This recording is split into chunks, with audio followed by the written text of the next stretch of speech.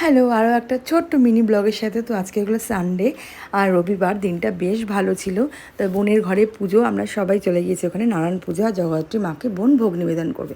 তো ওখান থেকে খিচুড়ি রেডি হয়ে গেছে, ফুলকপি আলুর তরকারি, চাটনি হচ্ছে আর 5 রকম ভাজা। আমিও বোনের হাতে হাতে করে দিয়ে রেডি হয়ে নিয়েছি, যেহেতু ঠাকুরমশাই আসবে। আর বোনদিক থেকে ঠাকুরকে সুন্দরভাবে সাজিয়ে দিয়েছে।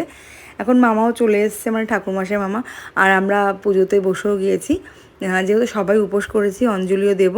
আর বেশ ভালো লাগে মামার পুজো, কিন্তু মানে একদম স্পষ্টভাবে মন্ত্র বলে, আমাদেরও মন্ত্র বলতে ভীষণই ভালো লাগে মামার সাথে সাথে। তারপরে আরতি শুরু হয়ে গেল, তারপরে কিন্তু হবে যজ্ঞ। আর ওদিক থেকে কিন্তু গুনগুনও বলেছে যে আমি কিন্তু আজকে অনেক কাজ করে দেবো তোমাদের হাতে হাতে। তো সেই কারণের জন্য মশের সাথে সকালে ফুল আনতে গিয়েছে, তারপরে উপোস করেছে। ওদিক থেকে বললো প্রসাদটা কিন্তু আমি রেডি করবো, তাও চাল কলাটা মাখছে। তারপরে যদি তোমাদের ব্লগটা ভালো লাগে অবশ্যই কিন্তু লাইক কমেন্ট শেয়ার করতে ভুলবে না। তাহলে চলো, টাটা।